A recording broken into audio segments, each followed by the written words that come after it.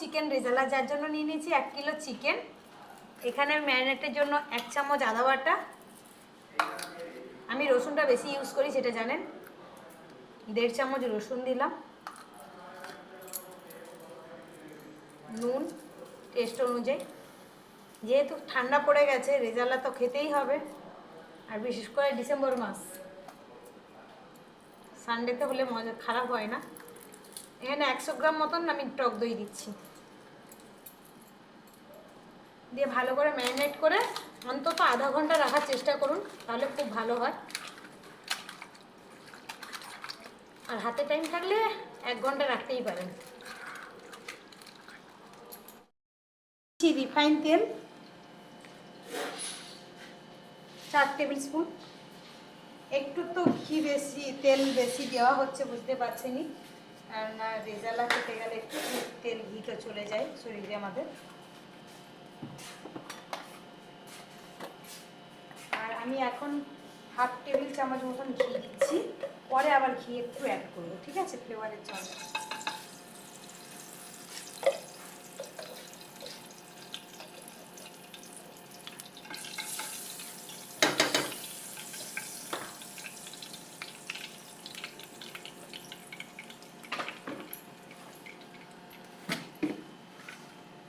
দুটো শুকনো লঙ্কা, এই লঙ্কাগুলো আমার খুব একটা ঝাল নেই, তো দুটো দিচ্ছি তার কারণে।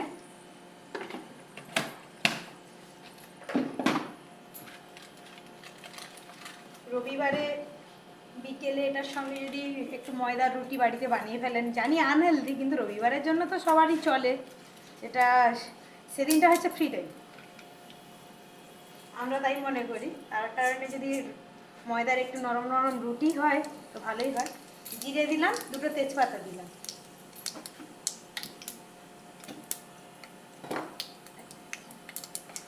আমার ছোট ছেলে খুন্তি নিয়ে রেডি নাড়বে।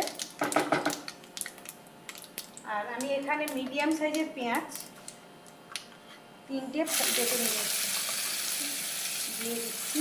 আজকে আমি মিক্সচারেই সব মশলা করেছি, কারণ টাইম নেই, দেরি হয়ে গেছে, ভাবলাম বাড়িতে বানাচ্ছি যখন তখন আপনাদের সঙ্গেও শেয়ার করি জিনিসটা। এবার পেঁয়াজটাকে ভালো করে একটু হালকা, বুঝতেই পারছেন, হালকা গোল্ডেন অবধি ফ্রাই করবো।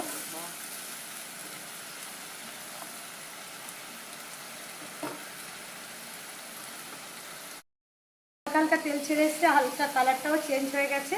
এই সময় 1/2 টেবিল স্পুনের মতন আমি রসুন দিলাম, কারণ ওখানে 1.5 চামচ রসুন দেওয়া আছে যেহেতু, এই কারণে 1/2 টেবিল স্পুন দিলাম। আর এখানে 1/2 টেবিল স্পুন আদা দেবো। আমার ছোট ছেলে নাড়ছে, ঠিক নাড়তে পারছে না, চেষ্টা চালিয়ে যাচ্ছে। আর কাঁচা লঙ্কা আমি পেস্ট করে রেখেছিলাম, ধরুন 3টে মতন, বেশি পেস্ট করা আছে বলে আমি মেপে দিলাম 2 চামচ। আর জল দেওয়া আছে পাতলা করে, ভর্তি টাইট করে বাটা থাকলে অবশ্যই 1 স্পুনই যথেষ্ট।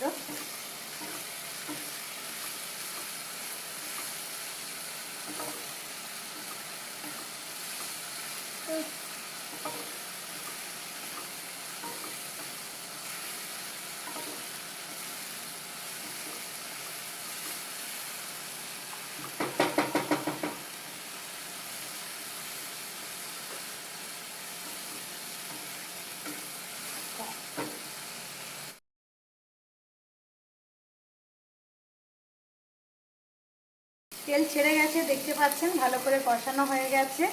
এখন আর আমি, আমার চিকেনটা একটু 40 মিনিট হয়েছে, তো দিয়ে দিচ্ছি চিকেনটা, ম্যারিনেট করাটা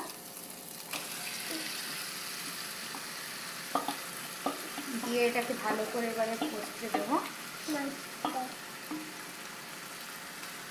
দাঁড়াও সোনা, কেন ডিস্টার্ব করছো? তুমি নাড়াতে চাও বুঝতে পারছি, কিন্তু তুমি এতটা ওয়েট পারবে? তুমি এত ছোট বেবি একটা। আচ্ছা পারবে, দেখেছেন তো আমার ছেলে বলছে, একটা 6 বছরের ছেলে বলছে 1 কিলো চিকেন রান্না করবে। এবারে আমি ঢাকা দিয়ে দিচ্ছি, এটা জলটা বেরোনো পর্যন্ত, তারপর সব দেখাবো আপনাদেরকে পরিস্থিতিতে এলো। দেখুন কতটা জল বেরিয়েছিল, অনেকটাই জল টেনে গেছে, তো আরেকটু ড্রাই হতে দেবো, কেননা চিকেনের একটু আঁশটে জলটা ড্রাই না হলে আমার ঠিক ভালো লাগে না। এই পর্যায়ে আমি দিয়ে দিচ্ছি এখানে দেখুন চালমগজ আর পোস্ত মিক্স করে পেস্ট করা আছে। পোস্ত ধরুন 3 চামচ, চালমগজও 3 চামচ, মানে একুলি নিয়েছি আমি। এখানে কাজু বাদামটা আমি দিলাম না, কাজু বাদামটা যদি আরও অ্যাটাচ করি আমরা আরও মানে হেভি হয়ে যাচ্ছে। তো আপনারা চাইলে একটু কাজু বাদাম অ্যাড করতেই পারেন। দিয়ে এটাকে এবারে প্রপারলি ফুল ফ্লেমে রান্না হবে এটা। দেখুন এবারে তেল সাইড দিয়ে ছেড়ে আসছে, কড়াই থেকে ছেড়ে উঠে আসছে, মানে বুঝতে পারছেন কতটা মানে কষানো ভালো হয়ে গেছে ভাবে। এবারে আমি অ্যাড করব ক্যাবা জল।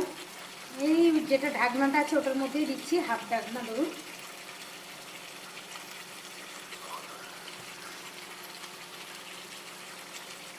আর দিলাম গোলাপ জল।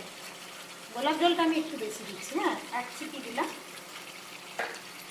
আর আমি একটু পাতলা করবো বলে একটু গরম জল করে রেখেছি, ওটা দিচ্ছি।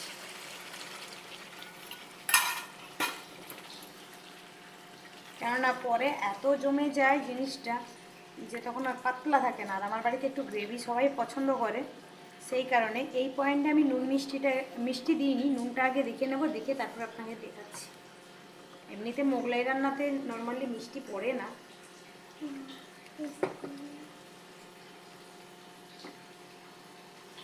নুন আমার একেবারে মেজারমেন্ট যা মাখিয়েছিলাম ওই হিসাবে ঠিক আছে।